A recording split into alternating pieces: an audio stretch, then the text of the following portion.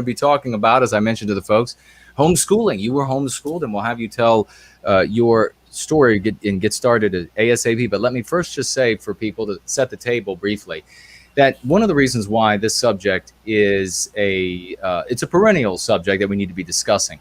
I receive endless emails throughout the school year, over the course of the summer, parents getting ready for the upcoming school year from both public and private schools, and the kinds of books that they are looking at for their children to study, you would just not believe.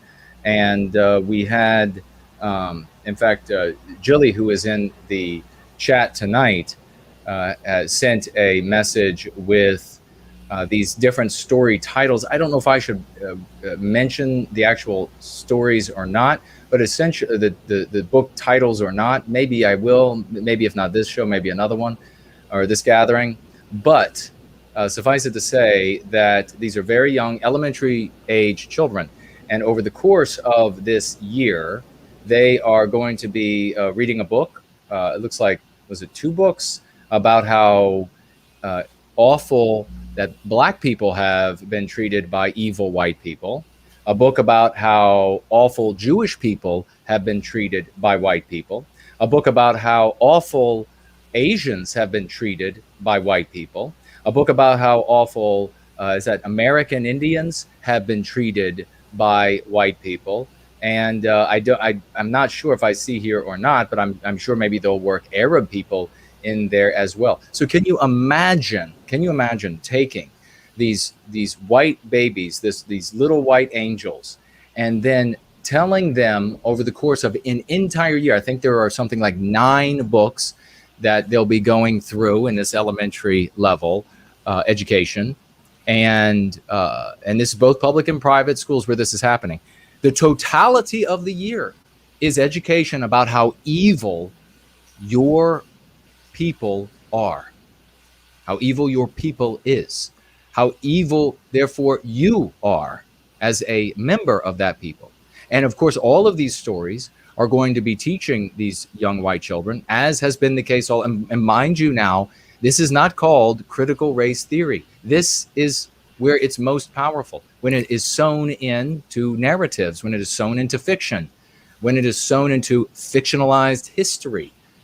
This is where anti-whiteism, the anti-white narrative, is most poisonous for our people. Imagine an entire year of education of telling white babies how evil their people are, and that the only way they can redeem themselves of this demonic seed that is inside of them is to be what?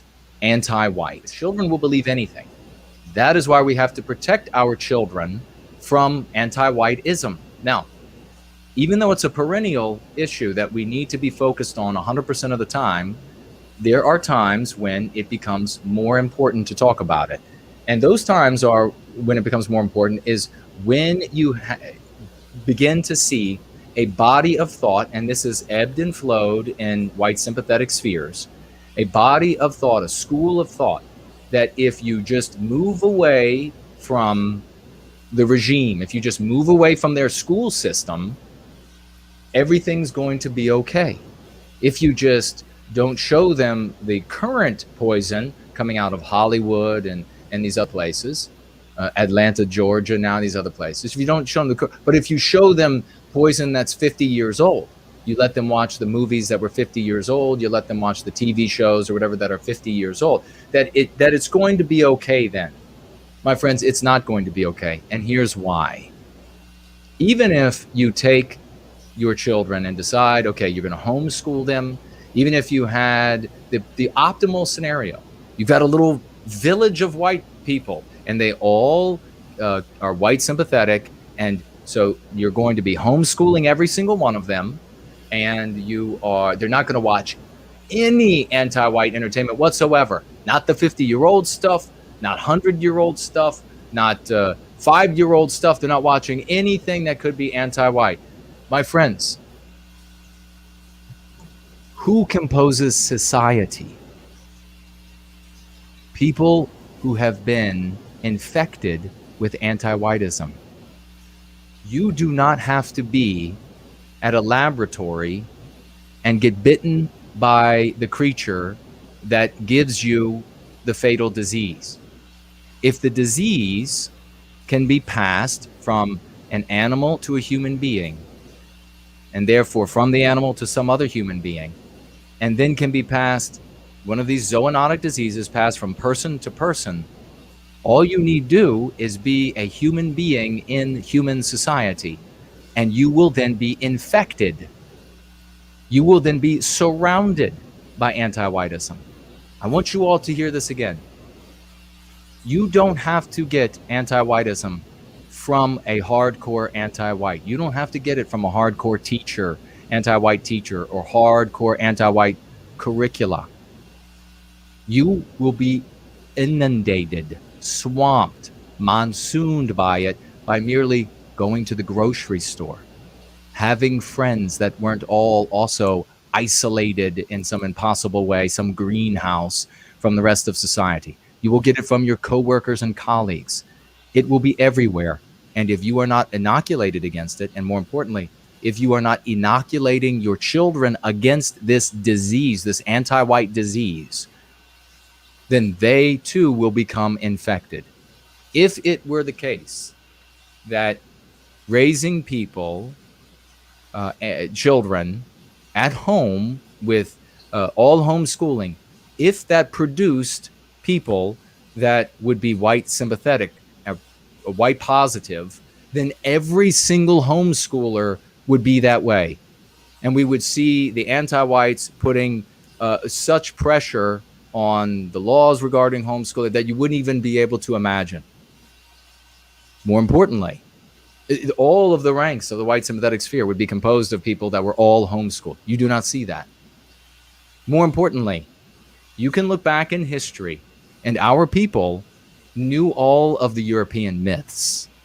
They knew all the things that now these people talk about. Well, if you just teach them about their people, if you just teach them about, what kind of how they ate watermelon on whatever holiday it was, or how they ate whatever, some weird sounding word from one of our ancient languages that isn't used anymore. The geflupelflopple is what they ate. And if I just tell little Johnny and Stacy about geflupelflopple and how our people ate geflupelflopple on, the first new moon of the harvest, what is it, like 2 weeks after the whatever, everything will be okay. No, that's not how. They all knew that. Entire population of people knew that already. And yet anti-whiteism defeated them all. So you are not going to save your family. You're not going to save your children by just pulling them out of the school systems, private or public, and teaching them about their European history. It's not going to be enough. It is utterly feckless and short-sighted, and in most cases, your children will grow to hate you because you are a pariah to that society that they are going to have to go and live in. I cannot tell you how many times I have spoken with people who raised their children, and I don't want to put any group of ideas or ideology or religion on the spot because it's happened with all of them. But there are specific instances and specific conversations that I've had with people that said, don't know what went wrong. I raised them doing X, Y, and Z, and they all hate me now. Well, did you address anti-whiteism? Did you address this extraordinary infectivity of these ideas that are going to be passed to them, whether they get it at school, public or private school, or whether they get it from eventually becoming an adult and going out and having friends and then learning, my God, or a young adult, and they think, my God, my parents were weird and pariah and it's scum that they thought these, didn't they know? I mean, I can only be allowed into polite society if I'm anti-white. This is one of those bubbles that we're having right now. We're in the midst of it. People thinking that you're going to be able to save things, save your children, if you just do this. And my friends, it is not enough. Carlisle. I would encourage people that is the critical piece to this is that you do want to incorporate the going free philosophies because it isn't enough. I have a family member, and I was raised in a very traditional family. My uncle was a preacher, and we have very traditional values in my family. And all my cousins and all my siblings were all homeschooled, and we were all raised with the same values. However, I have a family member who is struggling with being pulled in an anti white direction because we were not given the tools to combat anti whiteism in our homeschooling curriculum. And once you get to college, it is a lot harder to resist that pull because you are bombarded with these messages from everywhere that you didn't even know existed because you grew up in a situation where that was never part of your life. Yeah, and thank you for sure. That's a very personal thing, and every one of these, every homeschooling family I know, they have. It might be all of the kids end up anti-white. It might be one of them ends up anti-white. It might be half of them end up anti-white. If they're not being inoculated, then they're going to end up being anti-white. And now, what ends up happening with, say, somebody who is a child who is homeschooled? They get out into the world, and you have all of these people around you who are anti-white. Are you not still suffering psychologically because you don't know the story that you should be in? You're trapped in this anti-white narrative, and everyone around you is saying, well, it's the white race's fault, it's this way. And you end up feeling like this person on an island in this horrible story with these hurricanes all around you, nowhere to go, no way to extricate yourself from this and put yourself into a nirvanic environment of our story. Maybe speak to a minute of what's that like to be somebody surrounded by anti-whiteism and no idea about what it actually is. And in a way, I think that that was probably the only disadvantage of my childhood and my homeschooling was that I was not prepared for that. So when I went to college at 16, I was getting all of these negative messages about myself and as, a white girl and all these, meme pathogens that were subconsciously getting in my head that I had never had to deal with before. And it was very overwhelming. And it was really hard to find my way. And I think it made it a little harder for me to really find my footing in my adult life as well. One of the most powerful resources, our one and only, the great Brant Danger, is putting together with a team of good people, and that is School of the West. And is it .world? What is it, Brant? Go ahead and please put the link up there. If wherever you end up getting your materials from, and remember, it doesn't have to be some, as Carlisle is pointing out, some state-sanctioned or private entity-sanctioned material that you have to use, because they're going to be equipping you with the stuff that will poison your children just as though they are in these institutions. There are many places to get material from. It's not a question of whether or not you should or could or can. You must. You must. You have to address what is going on. You cannot be complicit in the psychological abuse of your children. It is a disgusting thing. So there are all of these, all of this material that is available.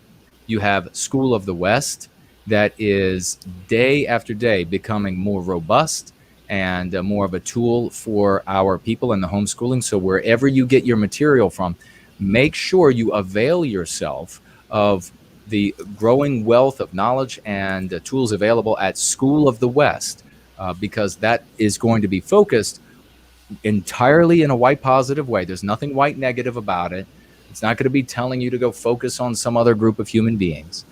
It's totally white positive, and it is focused on going free and on delivering the lexicon to white children at the way that they can receive it. It's a brilliant thing that Brant is doing there. So please, And you must do this, please.